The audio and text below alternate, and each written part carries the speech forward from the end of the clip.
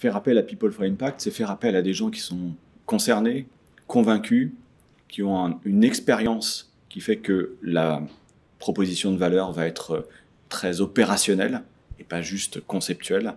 Et donc c'est une garantie de réussite, c'est une garantie de mise en œuvre opérationnelle dans l'entreprise.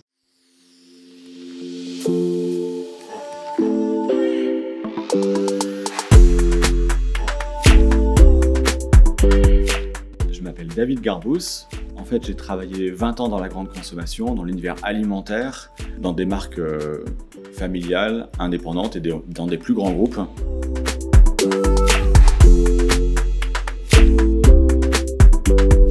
Fédérer des gens qui ont envie de bouger, c'est exactement ce qu'il faut faire aujourd'hui. C'est un momentum parfait pour accélérer les choses.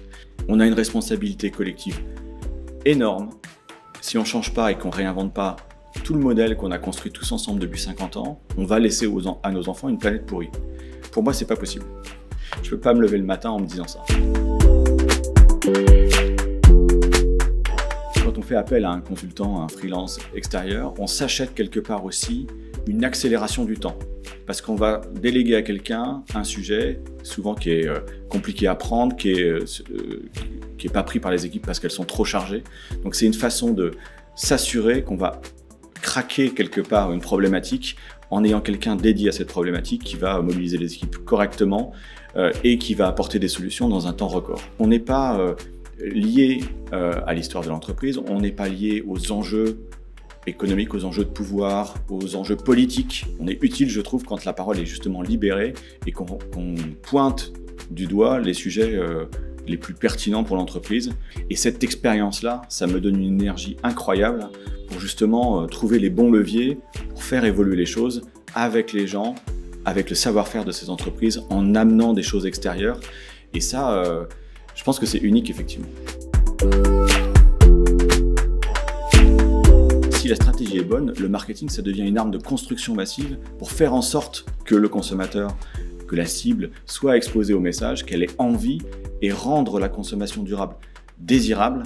C'est l'enjeu majeur qui est devant nous aujourd'hui. Il faut que ce soit le summum du chic de consommer durable. Et ça, le marketing sait le faire, la communication sait le faire. C'est un travail très important, préalable.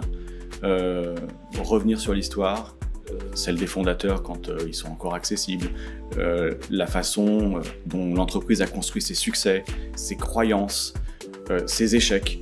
Ça, c'est quelque chose qui forge quelque part un caractère commun, une façon de voir le monde, et elle est particulière à chaque entreprise. Je vais aider à repérer quels sont les produits qui sont déjà compatibles avec le 21e siècle.